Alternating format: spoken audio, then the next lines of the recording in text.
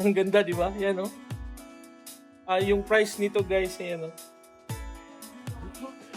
339,000 yen. So, ang ganda niya gamitin, no? Pero, minsan napapansin ko kung kahit gaano kaganda yung mga gadgets na gagamitin mo, pag maliit yung channel mo, maliit talaga yung views mo. Hindi naman kasi magkiklik yung ibang mga tao pag di kanila kilala. Yan talaga yung reality. Hindi ibig sabihin na yan na maganda yung video mo, maganda yung mga gamit mo ng mga gadgets. Maraming manonood ng video mo kasi hindi ka rin nila kilala. Hindi yun magkiklik. Hindi yun na din nasi-share ni YouTube sa maraming mga audience kasi hindi ka pang kilala. So hindi yun manonood ng videos mo.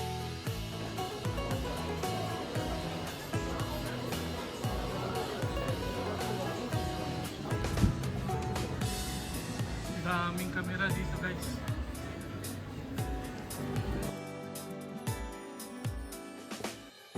Mapapawaw ka talaga sa ganda ng mga camera dito. Grabe, ang ganda talaga ng camera dito pang vlogging. So dito tayo, guys, sa BIC Camera again. Tingin-tingin lang tayo ng mga camera pang vlogging. Ang gaganda kasi, minsan napapaisip tayo kung kailangan natin bumili nito. Kaso ang mahal, di natin afford. So pakita ko sa inyo, guys, kung gaano kaganda mga camera dito.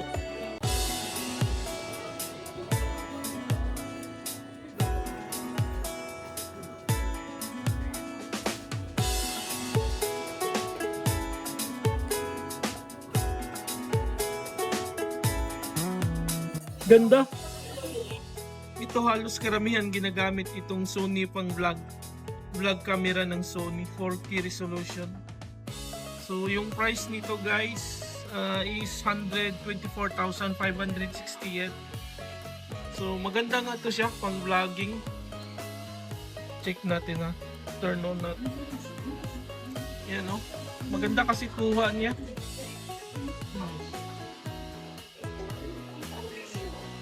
Ang ganda ng kuha nito, clear na clear siya. Oh. So, ito maganda din to kasi wala tayong mga ganito. Hanggang phones lang gamit natin pang video at saka makakuha ng mga photo.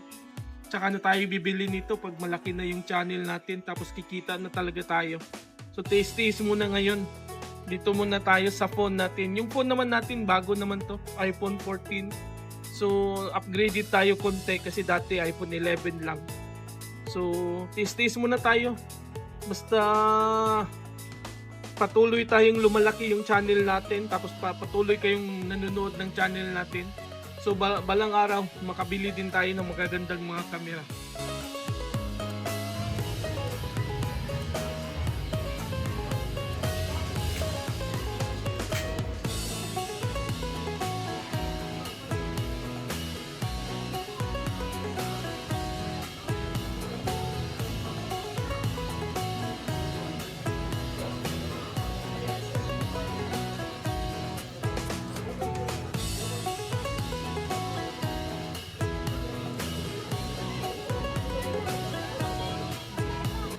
Ganda. Napaka-clear yung camera.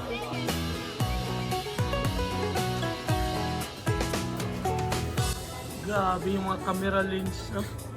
Ang dami. Ang ganda dito.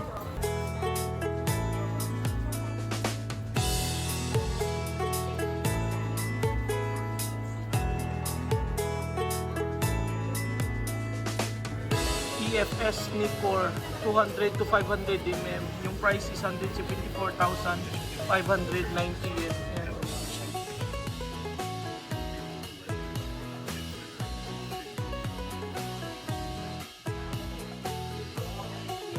Ganda ng mga stabilizer na mga ganito. Pang professional talaga yung dating. Kung gusto mo stable talaga yung mga kuha ng mga video mo. Ayan, kasi nakafocus to, tapos taga siya. Steady talaga yung kuha niya. So mga price nito ganito, 104,720 yen. Ganito, gusto mo mag-invest kung may ganyan, no? So more professional yung dating ng mga video mo. So yan, ang dami nila. So yun nga, mag-i-invest ka ng mga ganito. 79,200. Stick pa lang to. Stabilizer stick.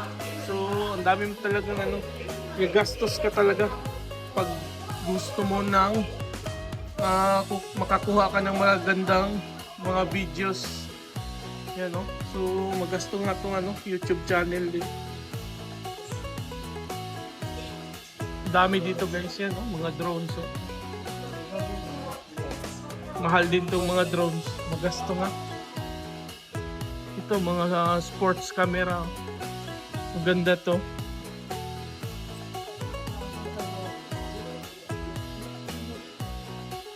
May nagustuhan ako dito. Yan, no? Tingnan natin mamaya. Yung DJI Pocket 3. Ang ganda niya pala gamitin. Yan, no? Tinignan niya. Tingnan natin yan mamaya. Ito yung bago DJI Osmo Pocket 3 series. Ang ganda niya gamitin ito. Ang dali niya kasi. Ang ganda niya. Oh. Yan, no? Ang dali mag-change niya ng views. Oh. So, lalakad ka lang, ganito siya, maliit siya. Yung price nito is yan, no? 99,880 yen. Ang ganda niya gamitin, no? So, kung may budget ka, ang ganda to. Maliit lang siya, handy lang siya. DJI Pocket 3. Ang ganda siya gamitin.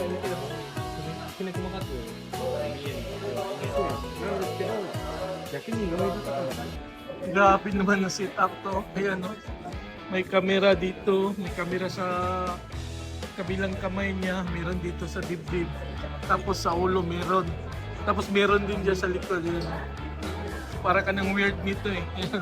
Kung ganyan yung setup mo ng mga camera mo. Grabe ang gasto nito pag ganito gagawin mo. Kuha mo talaga lahat ng views. Grabe naman to. Insta 360. Ang dami na ngayong mga bagong naglabasan. Yan, no? Ang daming choices ngayon. Pumili ka ng mga sports camera. Ito yung mga bago ngayon, no? 8K resolution na yung mga kuha. Ang gaganda talaga nito. Pang-capture ng mga video. Sports camera. 360 pa yung dating. Kaso nga lang mahal eh. Kasi yung nag-start ako ng vlogging guys, yung gamit ko lang is iPhone 11. Kasi capable mag-shoot naman yun ng 4K. So okay na yun. Kung nanonood ka ng mga video ko guys, yung gamit ko lang is iPhone 11 for 1.5 years. Yun lang yung gamit ko. Tapos pag nag-i-edit ako ng video, yung gamit ko yung ano lang, tablet PC ko lang. Hindi na ako bumili ng magaganda yung mga katulad ng iba. Bumibili talaga ng mga fancy na mga gadgets para sa pag-vlog nila. So hindi mo na ako nag-i-invest kasi okay naman yan, wala namang problema kung ka-afford ka, bili ka ng mga magagandang gadgets, mga bagong camera, kung maka-afford ka, so no problem. Karamihan kasi sa mga vloggers, biglang humihinto. Kasi yun nga, hindi na kinakaya yung pressure kasi mahirap din itong magpa-vlog. Tapos ang laki na ng investment nila. Kaya ayaw kong gumaya ng mga ganon. Bumili ka ng kahit anong magagandang mga gadgets. Tapos bigla kang hihinto. Ang laki ng investment mo, hindi ka man lang kumikita o nakabawi. Kasi ano din to, magasto din to. Kaya dapat wise ka pag gusto mo talaga kikita sa YouTube channel mo. Yung stabilizer ko, di ko pa masyadong nagagamit dito sa Japan kasi mahirap kasi nito. Mag-vlog ka tapos maglalakad ka ganito dito sa Japan. Marami pa naman dito mga place na hindi pwede mag-vlog. So, yan, halatang-halata talaga na nagba-vlog ka kung ganyan yung dala mo. So, ano lang talaga tayo, hawak lang tayo ng mga phones. So, ito yung next na project ko, bili tayo talaga ng microphone para mas maganda yung audio natin sa sa mga video natin. Ito yung next na i-invest ko. Bili din tayo niyan.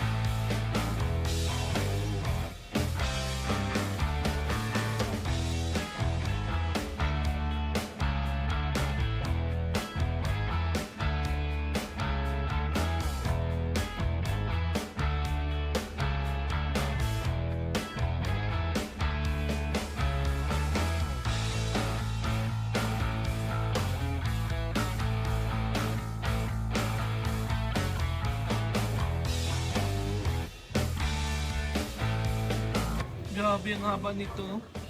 Yung focal length nito is 180 to 600 mm.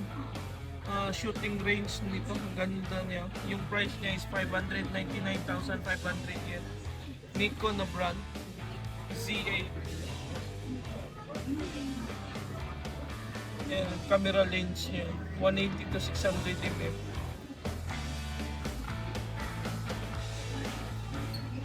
Try natin switch on to.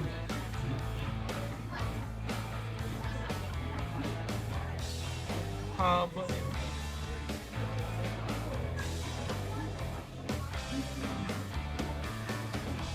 Digital pala to.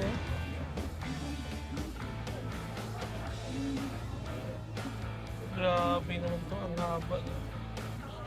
Ganda nito.